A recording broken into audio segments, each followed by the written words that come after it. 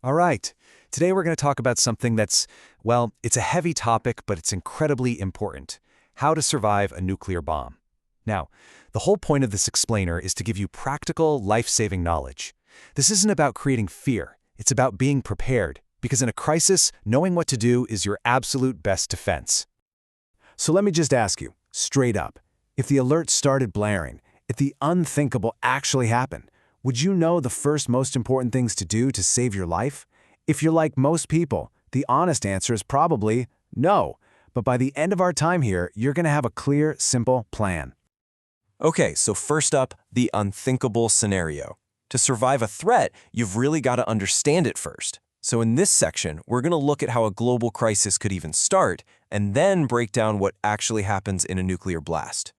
You know, a massive global crisis like this doesn't just appear out of thin air. It almost always starts small. Just think about the kinds of geopolitical pressures we see in the news today. Those are exactly the kinds of things that, if they're not handled carefully, can spiral into something far, far more dangerous. It's really like a domino effect. It might start with tensions flaring up over something like a border dispute or a major cyber attack. Then you see nations start building up their military presence. That small regional conflict suddenly escalates into a full-blown worldwide crisis.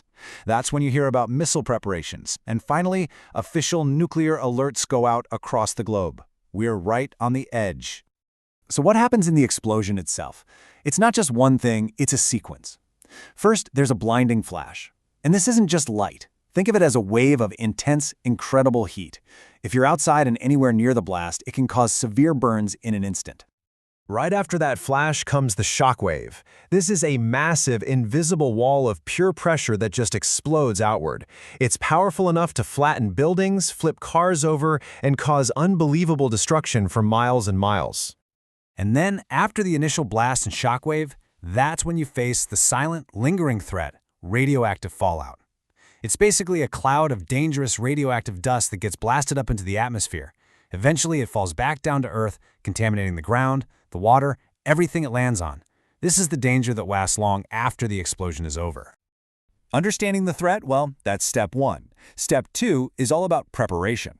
Honestly, the things you do before a crisis ever happens are what will make the biggest difference in your chances of survival. So what does a good plan look like? It really just boils down to 4 key steps. First, figure out right now where your best shelter is. Think basements, underground parking garages, or buildings made of thick concrete. Second, put together an emergency kit. Third, know how to get official information so you don't fall for rumors. And finally, have a family plan, like a safe meeting spot, just in case phones and communication go down. Now, your emergency kit. It should be simple, practical.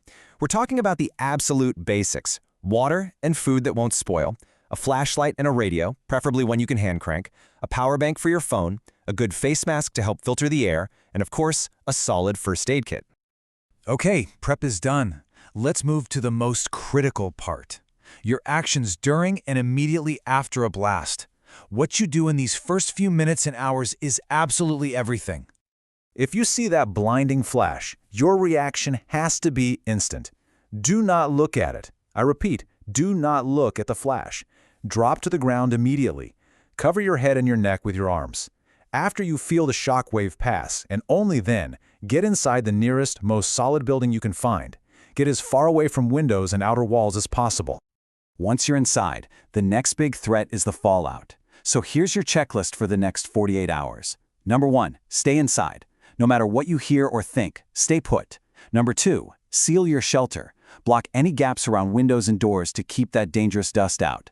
3, use your radio to listen for official instructions. 4, if any dust gets on you, don't touch it. Carefully remove your outer layer of clothing. And most importantly, do not leave your shelter until you get the official all clear from the authorities. So after all of this, what's the single most important thing to take away? It's that when you're faced with something so overwhelming, your greatest weapon, your most effective shield, is simply knowledge, knowing what to do. And if you only remember one single thing from this entire explainer, make it this number: 24 to 48 hours. That's how long you need to stay sheltered. Why? Because radiation levels drop off incredibly fast. By staying inside for that first critical day or two, you let the most dangerous fallout lose the vast majority of its lethal power. It dramatically increases your chance of survival. And this really gets back to the whole point of our conversation today. Yes, we've covered some pretty intense stuff, but the goal here has always been to empower you with information that could save your life. Being informed lets you replace that feeling of fear with a concrete, actionable plan. So we're going to end right where we began, with a question. We've talked about the scenario, the preparations, and the exact actions to take. The only thing left to ask is a question for you, personally. In a crisis, knowledge is survival. So, are you prepared?